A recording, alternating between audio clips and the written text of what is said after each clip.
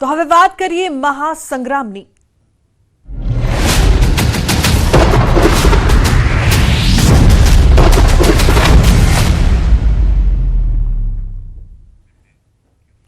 મહત્વપૂર્ણ સમાચારની વાત કરીએ તો પરેશ ધાનાણી રાજકોટ પહોંચ્યા। આશાપુરા મંદિરમાં તેમણે દર્શન કર્યા। આશાપુરાના દર્શનથી પ્રચારના કર્યા શ્રી ગણેશ। ક્ષત્રિય સમાજની મહિલાઓ ભાવુક થઈ હતી। મહિલાઓ ધાનાણી સામે વ્યક્ત કરી વેદના।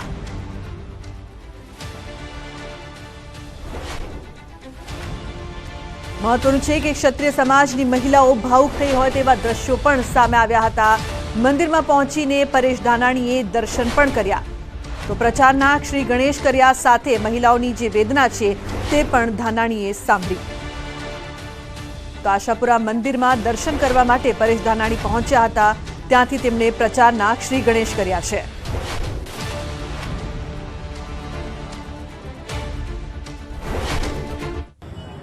मां आशापुरा भवानी ने प्रार्थना करी है कि हे मां भवानी, हे जगदंबा, ज्यारे ज्यारे देश में असुरी शक्तिओ नो व्याप वध्यो छे त्यारे त्यारे ते रणचंडी बनी आ असुरी शक्तिओ नो नाश कर्यो छे। आज तारी दीकरीओ, आ देशनी दीकरीओ एना दामन उपर लागेला दागने भूसवा माटे दर दर भटकी रही छे अने एनुं कोई सांभळनारुं नथी। त्यारे मां हवे तू सांभळजे। रखेने तारा आश्रय न्याय नहीं मिळ्यो ने तो आ देश में जेनी घरे दीकरीओ उछरी रही है एनुं भविष्य अंधकार में धकेलाई जशे। मने विश्वास है कि मां भवानी, मां जगदंबा, मां आशापुरा आ देशनी दीकरीओनी लाज राखशे। देश में जे शक्तिओ ने वंदन थता था आज ए ज शक्तिओ लाचार बनीने केम ऊभी छे। તો દેશની જે દીકરીઓ છે તેને લઈને પણ પરેશ ધાનાણીએ વાત કરી હતી। મહત્વનું છે કે ક્ષત્રિય સમાજની મહિલાઓ ખાસ પોતાની વેદના સંભળાવવા માટે પરેશ ધાનાણી સમક્ષ પહોંચી હતી અને પોતાની જે આપવીતી છે, પોતાની જે માંગ છે તેને લઈને ભાવુક પણ થઈ ગઈ હતી। ત્યારે પરેશ ધાનાણીએ જ્યારે રાજકોટ પહોંચ્યા હતા, મંદિર ખાતે દર્શન કરવા માટે આશાપુરા મંદિરમાં તેમણે દર્શન કર્યા હતા અને સાથે ક્ષત્રિય સમાજની જે તમામ મહિલાઓ છે તેમની વાત સાંભળી। તો રાજકોટથી સંવાદદાતા હાર્દિક લાઈવ જોડાયા છે વધુ માહિતી આપવા માટે।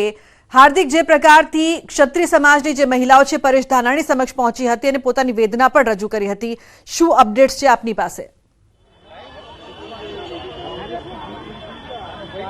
ચોક્કસથી લુબના જે છે થોડી વાર પહેલા પરેશ ધાનાણીએ મા આશાપુરા માતાજીના દર્શન કર્યા હતા અને રાજકોટમાં પોતાના પ્રચારની શરૂઆત કરી હતી। આ સમયે જે છે ક્ષત્રિય મહિલાઓ દ્વારા તેમના ઓવારણા પણ લેવામાં આવ્યા હતા, તેમને આશીર્વાદ પણ આપવામાં આવ્યા હતા। હાલ આપણી સાથે ક્ષત્રિય મહિલાઓ છે। બેન, શું કહેશો, આપના દ્વારા જે છે પરેશ ધાનાણીના ઓવારણા લેવામાં આવ્યા હતા?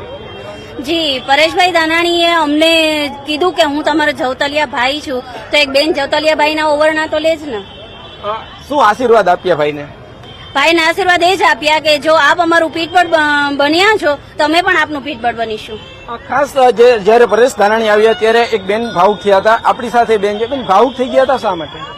ભાવુક થયા હતા કારણ કે જે રૂપાલા સાહેબે અમારી જે લિમિટ ક્રોસ કરી છે તો એ એમને આટલા મહાસંમેલન થયું, બધું થયું, પણ એમને પેટમાં પાણી નથી આવ્યું અને અમારું સમર્થન કરવા જે આવ્યા, જે અમારું પરેશ ધાનાણી આવ્યા હતા અમારા સમર્થન માટે અને ક્ષત્રિયાણીઓને અમને ટાઈપ ઓફ પ્રોમિસ કર્યું છે કે એ અમારો સાથ હંમેશા દેશે અને આટલું આવી રીતે આવી સ્થિતિ બગડી ગઈ। ખાસ કરીને અન્ય બેન છે, બેન શું કહેશો? આજે પરેશભાઈ આમ તો એવું કીધું હતું કે હું જવતલિયો છું, આશીર્વાદ આપ્યા બેનો, એ કેટલા બેનો હતા?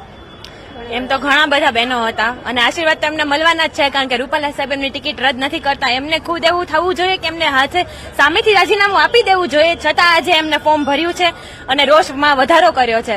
રાજકોટ ઓલરેડી એટલા રોષમાં છે જ, ક્ષત્રિયો ઓલરેડી રોષમાં છે, આટલું મોટું સંમેલન ઓલરેડી થઈ ગયું છે, 19 તારીખનું અલ્ટિમેટમ આપ્યું છે, છતાં હજી એમને ફોર્મ ભર્યું છે। હવે જોઈએ આગળ આપણે શું કરવું। બેન, આ આશીર્વાદ છે મતના રૂપમાં આપશો, કઈ રીતના આપશો? આશીર્વાદ તો અમે જોઈએ હવે મતના રૂપમાં જ આપવા પડશે, કારણ કે એ લોકો એમની રીતે સમજવા રેડી નથી, તો આપણે એમને એવી રીતે સમજાવશું। બિલકુલ હાર્દિક, આભાર સમગ્ર માહિતી બદલ।